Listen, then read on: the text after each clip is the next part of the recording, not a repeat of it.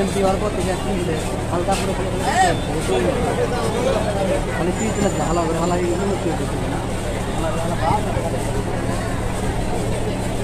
কি নিয়ে দাবি করছে কি নিয়ে?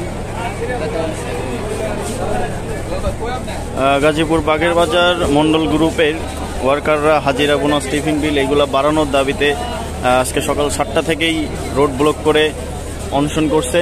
দাবি মেনে না নেওয়া পর্যন্ত তারা রোড ব্লক করে রাখবে। দীর্ঘ যানজট, সাধারণ মানুষের ভোগান্তির শেষ নাই।